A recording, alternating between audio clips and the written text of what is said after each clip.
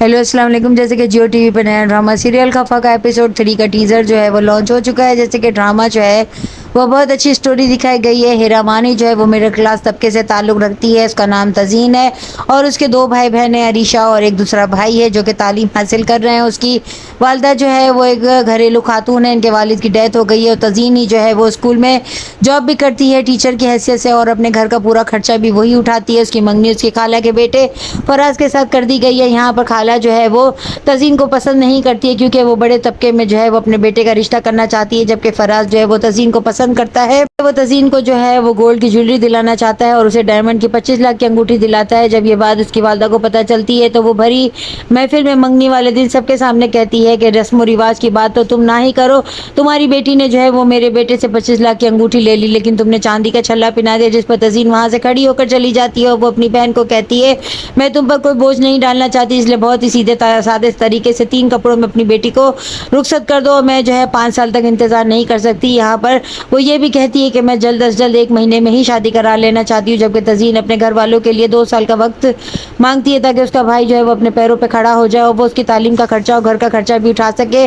فراز کو اس چیز پہ کوئی اعتراض نہیں ہوتا ہے. وہ اسے دلاسا دیتا ہے کہ میں اپنی والدہ کو سمجھا لوں گا, تم کیوں فکر کرتی ہو. اسکول میں تزین جاب کر رہی ہے. وہاں پر ایک لڑکا محتشم جو ہے وہ بھی اسے پسند کرتا ہے. وہ وہاں پر ٹیچر بھی ہے. اس کے علاوہ وہ NGOs وغیرہ میں بھی کام کرتا ہے اور غریب بچوں کو تعلیم بھی دیتا ہے. وہ ایک پیسے والے بیک گراؤنڈ سے تعلق رکھتا ہے, لیکن اس کے والد نے رضا گروپ آف انڈسٹریز کے مالک نے جو ہے وہ پہلی بیوی کے انتقال کے بعد جو ہے وہ دوسری شادی کر لی اور محتشم اپنی پھپھو کے پاس ہی پلا بڑا ہے. جو ہے وہ اتنی زیادہ خراب تھی اور اس کا ایک اور بھائی بھی ہے جو کہ بہت ہی بگڑا ہوا رئیس ہے. اپنے والد سے جائیداد میں حصہ مانگنا چاہتا ہے اور سوتیلی ماں ہر وقت اسے احساس دلاتی ہے کہ اس گھر پر صرف اور صرف میرا اور میرے بیٹے کا حق بنتا ہے. یہاں پر رضا صاحب جو ہے وہ بالکل عقل سے پیدل ہیں. وہ اپنی بہن کی اور اپنے بیٹے کی بھی کوئی بات کو نہیں سنتے, لیکن جب وہ بیمار ہو جائیں گے تو محتشم ہی ان کا ساتھ دے گا. کا بکے جو ہے وہ بھجواتا ہے تزین کو, جبکہ فراز کو یہ بات بالکل اچھی نہیں لگتی. وہ کہتا ہے کہ کیا یہ اسی لڑکے نے جو کہ تمہارے اسکول میں جاب کرتا ہے پھولوں کا بکے بھیجا, جس پر وہ جا کر اس کے منہ پر مارے گی اور اسے کہے گی تمہاری اوقات کیا ہے, جس پر وہ کہتا ہے کہ اوقات کی تو بات آپ مت ہی کریں.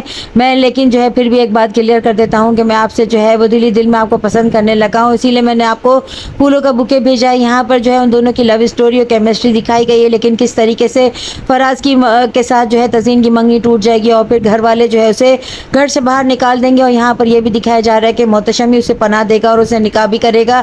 نیکسٹ ایپیسوڈ میں اب اور کیا دکھایا جائے گا. ڈرامے کے ساتھ جڑے رہیں. چینل پسند آ رہا ہے تو لائک کریں, شیئر کریں اور سبسکرائب